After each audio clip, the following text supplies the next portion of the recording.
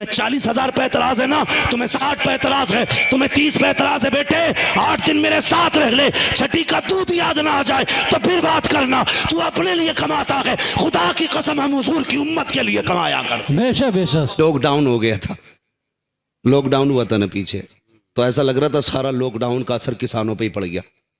عشر نہ دیا انہوں نے، کہہ رہے لاک ڈاؤن ہے، کسی کا 3 کوئنٹل کی جگہ 2.5 کوئنٹل نکلا لاک ڈاؤن کی وجہ سے، بیگے میں فری تھے، ایسی کھیتی کی، میں سچ بتا رہا ہوں میرے یہاں تو اس سے بہتر گنا کبھی ہوا ہی نہیں جتنا لاک ڈاؤن میں ہوا تھا جی، کیوں ٹھلوے تھے اسے ہی نلا رہے تھے، پہلے گنا اتنا ہوتا تھا پھر اتنا موٹا ہونے لگا جی، کہہ رہا لاک ڈاؤن رہ گیا، اس لیے مولانا آپ کے نام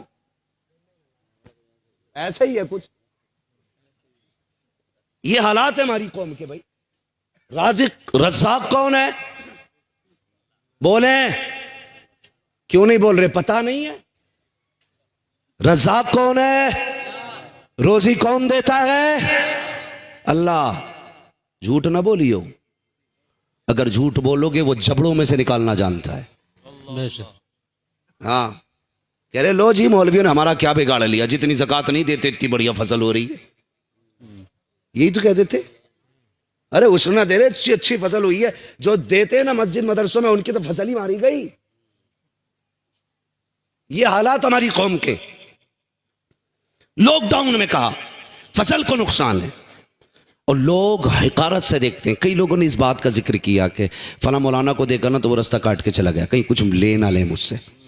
گارنٹی کے ساتھ کہتا ہوں، اتنا بڑا مجمع ہے، جاؤ پورا علاقہ اکٹھا کر لو، تم تو کچھ بھی نہیں ہو، اکٹھا کر لو۔ ایک بندہ کوئی بتا دے کسی نے قاری عبد الجبار کو اپنے بچوں کے لیے بھیک مانگتے دیکھا ہو؟ صحیح بات۔ علامہ اخلاق صاحب کو کسی نے 20 روپے کا سوال کرتے دیکھا ہو یہ کہہ کے آج میرے گھر میں چائے کی پتی نہیں ہے؟ یہ اتنی خوددار قوم ہے، یہ مر تو سکتی ہے لیکن اپنے لیے بھیک نہیں مانگ سکتی، بے شک، حق بات۔ نہیں مانگ سکتی بھیک۔ ورنہ دھرنا دینا نیتاؤں سے ہی تھوڑی آوے، مولویوں سے تو آوے ہے۔ اگر سارے ایک بار میٹنگ کر لینا کہ نماز نہیں پڑھانی ہے جب تک 25,000 تنخواہ نہیں ہو جائے گی، ہے ایک دم مت کہو حضرت، لوگ اتنی آزاد ہے، کہہ دے گی امام نہیں ہم بھی گھر سو رہے، اللہ سے کہہ دیں گے وہ پڑھانی نہیں آئے تو ہم پڑھتے کہاں سے؟ ہاں یہ نہیں، لیکن کبھی کوئی ناراض نہیں ہوا۔ تم 5,000 دیتے رہے، بڑا ظلم کیا لوگوں نے، بڑا ظلم کیا ہے۔ لاک ڈاؤن ہوا، جن کی تنخواہیں 8,000 تھی اماموں کی، نہ ان کی 5 کر دی، کہہ رہے 5 میں کرنی امامت تو نکلو۔ اور مولانا سے بھی گزارش ہے بھائی مہربانی کریں، تم بھی نہ بالکل وہ کام مت کیا کرو جیسے رانے گھر ڈھونڈتی رہتی ہیں نا، یہ مسئلہ نہیں ہونا چاہیے۔ ابھی امام ظہر میں اثر میں جائے گا، ظہر میں پہلے آ کے دوسرا امام بیٹھ جاتا ہے۔ تمہیں 40,000 پہ اعتراض ہے نا، تمہیں 60 پہ اعتراض ہے، تمہیں 30 پہ اعتراض ہے، بیٹے 8 دن میرے ساتھ رہ لے، چھٹی کا دودھ یاد نہ آ جائے تو پھر بات کرنا۔ تو اپنے لیے کماتا ہے، خدا کی قسم ہم حضور کی امت کے لیے کمایا کر۔ بے شک بے شک، سبحان اللہ سبحان اللہ، بے شک، حق بات ہے۔ نہیں بولتے ہم اسٹیج پہ ان باتوں، یا رسول اللہ، زندہ باد زندہ باد زندہ باد، بہت اچھے۔ تو گھر میں لیٹانا، پوچھ علامہ اخلاق کے گھر سے کتنے چولہے جلتے ہیں، ہم جانتے ہیں۔ تمہیں تو کچھ بھی نہیں پتا، تمہیں نذرانے دکھائی دیتے ہیں، غریب کی ہچکیاں دکھائی نہیں دیتی۔ ہم نہیں چاہتے تھے ان باتوں کو منظر عام پہ لائیں، لیکن نہ تم صدمے ہمیں دیتے، نہ ہم فریاد یوں کرتے، نہ کھلتے راز سر بستہ، نہ یوں رسوائیاں ہوتا۔ ذرا ہوش کرنا، آنکھیں پھوڑی جائیں گی۔ اتنی دیر اپنے اوپر آنکھیں لگا، تو کیا کر رہا ہے؟ میری بات سمجھ گئے جو میں کہنا چاہ رہا تھا آپ سے؟ تو بڑی وہ رہتی ہے بھون۔ ایک نے تو بھائی اس پہ کون سا کیس لگوایا تھا، ابھی سوشل میڈیا پہ تھا، آتنکوادی گھوشت کرا دیا بھائی، صرف اتنی سی بات پہ کہ اس کے گھر فاتحہ پڑھنے امام نہ گیا۔ اللہ، میڈیا کو بلانے کے بعد کہا یہ آتنکوادی ہے امام ہمارا، لیکن قانون اندھا نہیں ہے، کچھ تو کسی نہ کسی کو کہیں نہ کہیں دکھتا ہے۔ وہ تو بچ گیا، اسے حضور نے بچایا، لیکن مرے گا تو تجھے کون بچائے گا؟ اتنا گھمنڈ دولت پہ امام فاتح میں نہیں آیا تو آتنکوادی گھوشت کرا دیا اسے۔ بھائی بدلو اپنے آپ کو، اللہ رسول کے ہو جاؤ، موت سب کو آنی ہے، غریب کو بھی آنی ہے، امیر کو بھی آنی ہے۔ مجھے بتاؤ کسی امیر کی قبر میں سونے کی اینٹیں لگتی ہو، کسی غریب کی قبر میں اگر مٹی کی جگہ گارا ڈالا جاتا ہو؟ نہیں ہے نا، سب کو ایک ہی جگہ سونا ہے، ایک ہی ٹھکانہ ہے۔ تو پھر آج لے ان کی پناہ، آج مدد مانگ ان سے، کل نہ مانیں گے قیامت میں اگر مان گیا۔ تو یہ گھمنڈ دکھاتے نا قاری صاحب لوگ کہ پیسہ مجھ پہ، تو یہ گھمنڈ نہ کیا کر۔ دولت کا مالک بھی اللہ ہے، عزت کا مالک بھی اللہ ہے، زندگی کا مالک بھی اللہ ہے۔ تیرے دروازے پہ کوئی مانگنے والا آیا کر تو شکر ادا کیا کر۔ سوچا کر یہ بھی تو ہو سکتا تھا خدا اس کے جیسا تجھے بنا دیتا اور تیرے جیسا اسے بنا لیتا۔ شکر ادا کر کہ تجھے دینے والا بنایا، لینے والا نہیں بنایا۔ بے شک یہ سوچ کے زیادہ دیا کرو۔ اور رہ گئی مدارس کی بات، تو جب تمہارا نام آئے نا تو خوش ہوا کرو، حضور نے میرا انتخاب کیا ہے، بے شک، سبحان اللہ سبحان اللہ۔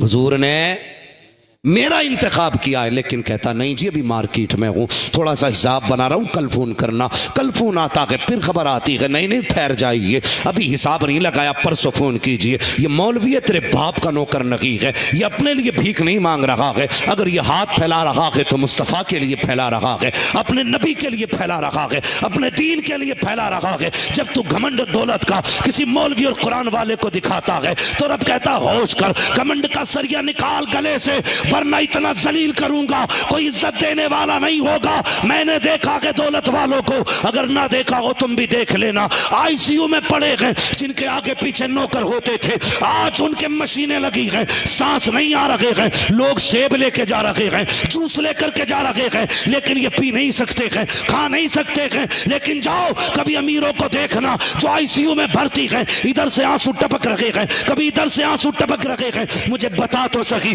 یہ کیوں رو رہا ہے؟ آج اسے کس چیز نے رلایا ہے؟ اسے گزرے دن یاد آتے ہیں، کہتا لوگوں میں نے سیب والوں سے پیار کیا، میں نے جوس والوں سے پیار کیا، کاش میں نے قرآن والوں سے پیار کیا ہوتا، کاش میں نے دین والوں سے پیار کیا ہوتا۔ اگر میں نے قرآن والوں سے پیار کیا ہوتا، تم پھل لا رہے ہو میرے کسی کام کے نہیں ہے، جوس لا رہے ہو میرا کسی کام کا نہیں ہے۔ کاش میں نے کسی قرآن کے قاری سے پیار کیا ہوتا تو کوئی یاسین لے کے آ جاتا، کوئی سورہ رحمان لے کے آ جاتا، کوئی سورہ ملک لے کے آ جاتا، کوئی سورہ فاتحہ لے کے آ جاتا۔